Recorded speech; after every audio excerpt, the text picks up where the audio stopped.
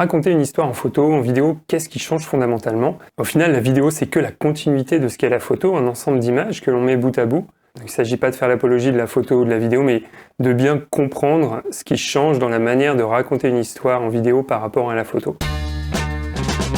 En photo, on va tenter de capturer en une shot un moment décisif, celui qui va permettre de raconter la meilleure histoire possible.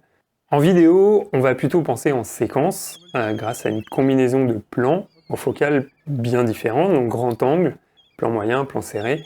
Et c'est la principale difficulté de la vidéo quand on vient de la photo, parce qu'il faut toujours s'imaginer comment les plans vont pouvoir s'articuler ensemble. C'est les mêmes plans qu'on retrouve en photographie, le plan large ou le plan d'ensemble, qui a deux utilités: permettre au spectateur de se projeter dans votre histoire, dans votre scène, et surtout de donner du contexte. Les drones sont juste parfaits pour ce genre de plan, parce que ça nous donne des perspectives qu'on n'a pas l'habitude de voir, et pour commencer une scène, c'est l'idéal. Et un grand angle peut très bien faire l'affaire. L'idée, c'est vraiment de poser le décor et de voir où est-ce qu'on se situe et qu'est-ce qui se passe autour, quoi.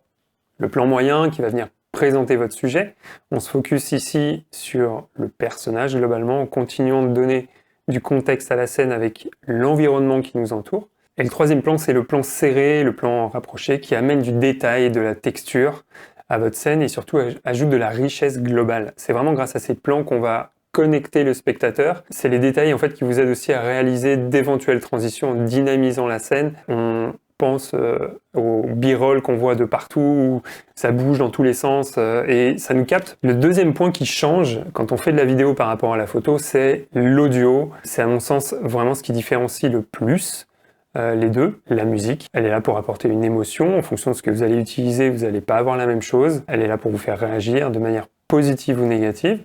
Vous pouvez complètement changer la perception qu'a votre spectateur d'une scène simplement en changeant la musique.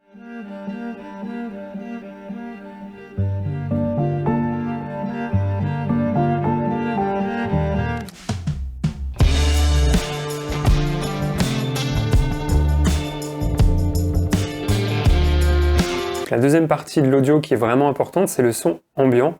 Il est là pour aider votre spectateur à se projeter dans votre histoire et qu'il puisse s'imaginer à la place du personnage et surtout à s'imprégner de l'endroit où la scène se déroule.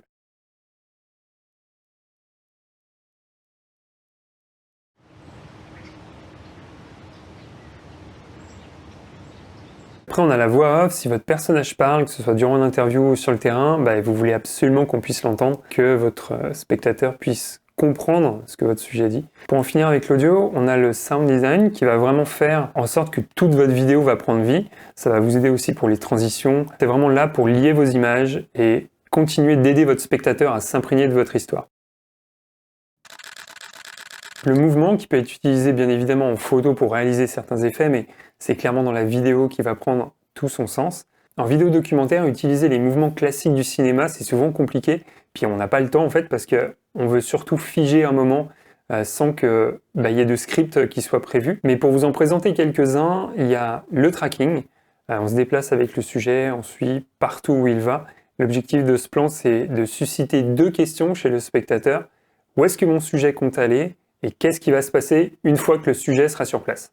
Il y a le plan statique ou le plan fixe. C'est un plan sans mouvement et qu'on utilise soit dans le cadre d'une interview, soit dans une composition élaborée ou simplement pour accentuer l'ambiance d'une scène, en particulier lorsque l'on veut que le spectateur se sente immergé. Il y a le plan incliné après pour relever la dominance ou la vulnérabilité de votre sujet ou simplement pour donner une information de ce qui se passe. Le travelling ensuite, qui peut être en avant, en arrière, sur le côté, permet de mettre l'accent sur un moment en particulier. Ça sert aussi à montrer à quel point une scène peut être importante ou non. Et enfin, on a le plan propre documentaire, c'est-à-dire le plan littéralement aléatoire, où on a vraiment cet effet intime avec le sujet, on est au cœur de ce qui se passe et on essaie de capturer vraiment le moment, quoi. Pour finir, de ce qui change entre la photo et la vidéo, c'est l'edit. C'est là surtout que tout va se construire, que votre histoire va prendre vie. Et la grande question, c'est par où on commence. Pensez en scène avec un début, un milieu et une fin. Et ce sont toutes ces scènes, en fait, mises bout à bout qui vont vous permettre de créer votre histoire. C'est l'enchaînement que les plans vont avoir entre eux et la manière dont vous allez les intégrer avec l'audio, avec l'étalonnage, avec tout un tas de choses que vous allez faire une histoire. Dans des moments prémédités, Il y a de l'inattendu, il y a toujours de l'inattendu. Je m'étais fait une image dans ma tête des photos qui était super, il y avait une super lumière, etc. Au final, j'ai mal calculé mon exposition, j'aurais dû exposer comme ci, comme ça. Et il y a aussi le fait de se contenter des fois du moment qu'on a vécu et du moment qu'on a capturé. Ça peut pas tout le temps être parfait. Et justement, quand c'est vraiment magique et puis que c'est saisissant, c'est là où on en reprofite aussi. Encore une fois, le procédé argentique amène ça, ça peut être un énorme défaut.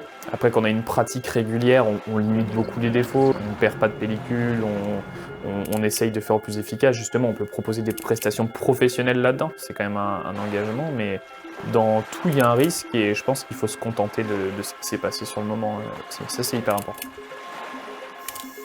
J'espère que cette vidéo vous aura plu et surtout vous aura permis d'y voir un peu plus clair si vous êtes photographe et que vous voulez vous lancer en vidéo et vidéo documentaire. Si vous avez aimé la vidéo, laissez un pouce bleu, ça aidera encore une fois d'autres personnes à voir mes contenus. Et je vous dis à la semaine prochaine. Salut!